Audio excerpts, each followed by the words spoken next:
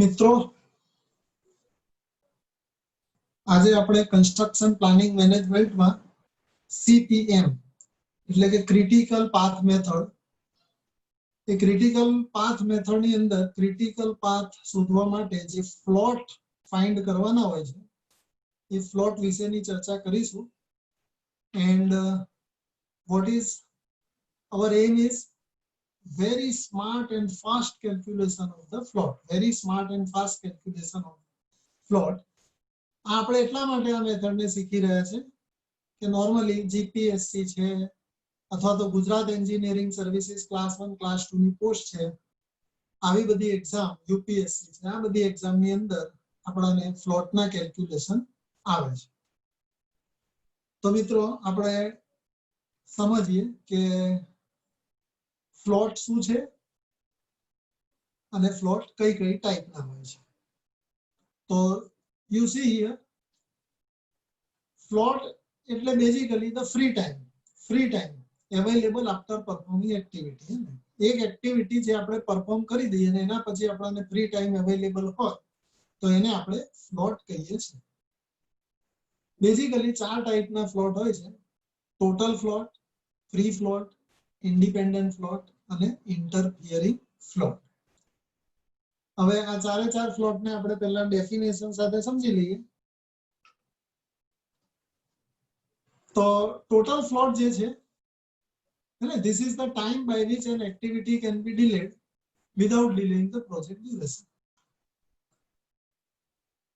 એટલે કોઈ પણ એક્ટિવિટી આપણે કરવી હોય એને આપણે ડિલે કરી શકીએ without delaying the project duration. બરાબર, પ્રોજેક્ટ ડ્યુરેશનને ડિલે કર્યા વગર આપણે કોઈ પણ એક્ટિવિટીને ડિલે કરી શકીએ એટલો ટાઈમ જે છે એને ટોટલ ફ્લોટ કહેવાય.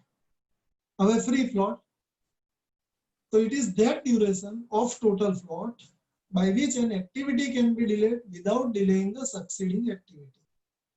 એટલે આ જે ફ્રી ફ્લોટ છે એ ટોટલ ફ્લોટનો એક ભાગ છે.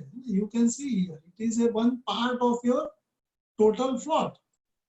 It is a part of total float. You can see over here, by which you can delay activity so that succeeding એના પછીની જે એક્ટિવિટી આવતી હોય નેટવર્કમાં એ ડિલે થવી જોઈએ નહીં. Now independent.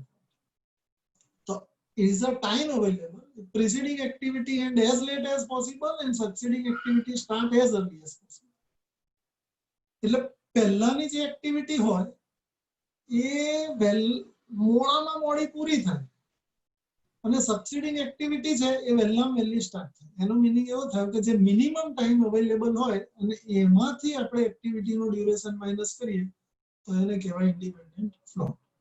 અને ઇન્ટરફિયરિંગ ફ્લોટ એટલે એવો ફ્લોટ કે જે બે એક્ટિવિટીનું કોમન ફ્લોટ હોય છે ને, that is what. So what we can say કે this is the duration of float which interferes the float of the preceding activity.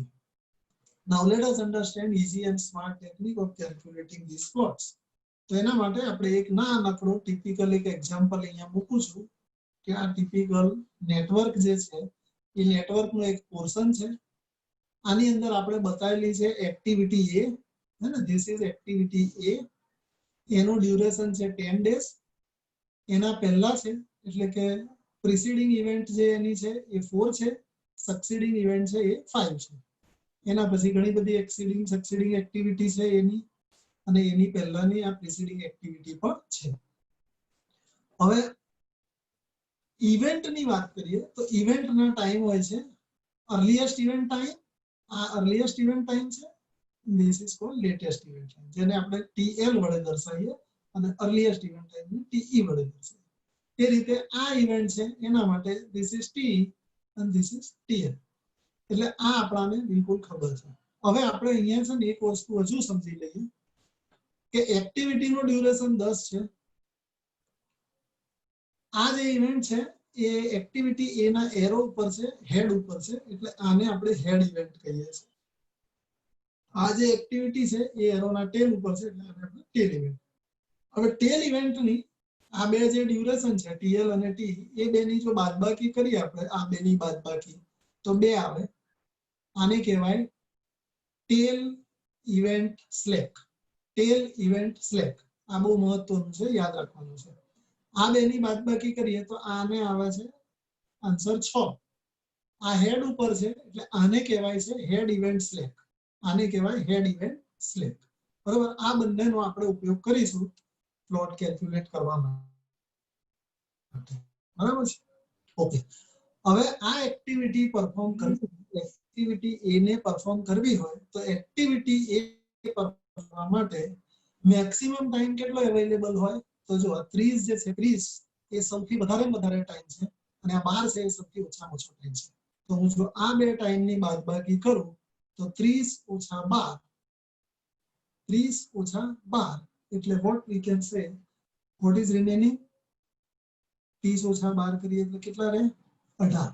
તો 18 જે છે એ 18 મેક્સિમમ ટાઈમ છે. એ 18 દિવસની અંદર આપણે આ એક્ટિવિટી એ 10 દિવસમાં કરી શકીએ છીએ. બરાબર, તો 18 ઓછા 10 કરીએ એટલે 8 આવે, એ 8 ને ટોટલ પ્લોટ કહેવાય. તો હવે આપણે આ જ વસ્તુને થોડું ફિગરમાં સમજીએ કે આ જે બધા ટાઈમિંગ્સ છે એને હું અહીંયા ફિગરમાં મૂકી દઉં છું. મારી એક્ટિવિટી એ છે, એ એક્ટિવિટી એની પહેલાની ઇવેન્ટ છે, એનો પહેલો ટાઈમ હું 12 અહીંયા મૂકું છું, 12 + 2 જે 14 છે એનો લેટેસ્ટ ટાઈમ અહીંયા મૂકું છું. આ જે 24 છે ઇવેન્ટ નંબર સક્સીડિંગ ઇવેન્ટ, ઇવેન્ટ 5 નો ટાઈમ અર્લીએસ્ટ ટાઈમ છે, 30 છે એ ઇવેન્ટ 5 નો લેટેસ્ટ ટાઈમ છે. હવે અહીંયા તમે વ્યાખ્યા પ્રમાણે બહુ શાંતિથી સમજી શકો છો કે જો આ બેનો જે ડિફરન્સ થયો 12 - 30 એટલે કે 18 દિવસનો જે ડિફરન્સ છે એ 18 દિવસમાંથી હું આ જે એક્ટિવિટી એ છે એ 10 દિવસમાં પૂરી કરી નાખું તો આ જે 8 દિવસનો ટાઈમ મારી પાસે વધે છે, this time which I can say this is the total plot. હવે આ ટોટલ પ્લોટમાંથી હું આ બેની બાદબાકી કરી નાખું હેડ ઇવેન્ટ સ્લેક, આને આપણે શું નામ કીધું? હેડ ઇવેન્ટ સ્લેક. એટલે આ 30 ઓછા 24 એટલે 6 રહ્યા, તો 6 આમાંથી બાદ કરું ટોટલ પ્લોટમાંથી એટલે આ 6 બાદ થઈ ગયા, તો રહ્યો શું? Free plot. બરાબર છે. હવે આ જ ફ્રી પ્લોટમાંથી આ બેની બાદબાકી કરી દઉં એટલે બે બીજા બાદ કરી દઉં તો પછી મારી પાસે શું રહ્યું? તો કે ઇન્ડિપેન્ડન્ટ પ્લોટ રહ્યો. બરાબર, એટલે આ બહુ સિમ્પલ છે and one can understand this very easily. હવે આ જ વસ્તુને આપણે આમાં લખીને જોઈ લઈએ એટલે it will become very clear.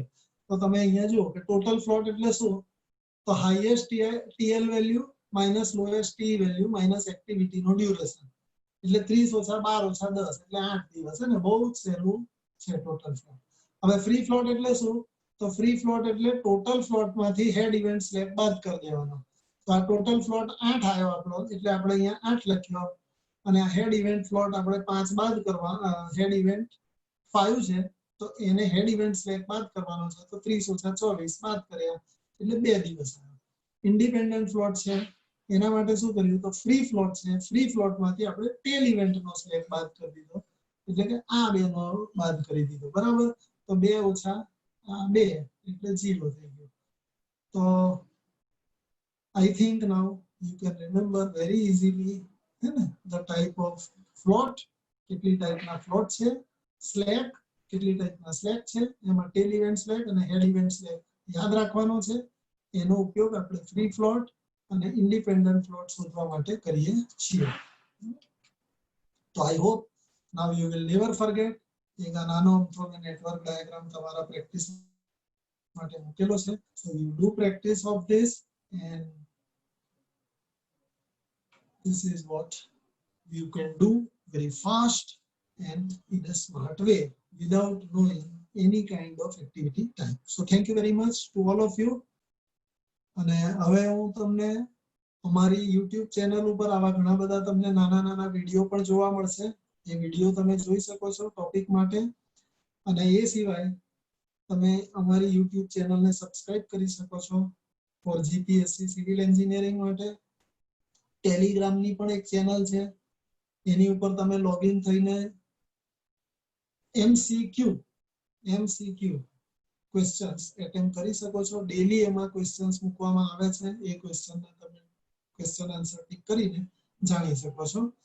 and we are available on Instagram also. So Krishna Academy 28 and @Krishna Academy 28 આ ઇન્સ્ટાગ્રામ સાઇટ છે જેની અંદર તમને આવનારી GPSC પરીક્ષાઓ અને તેના વિશેની તમામ માહિતી જોવા મળશે. So thank you all and thank you very much.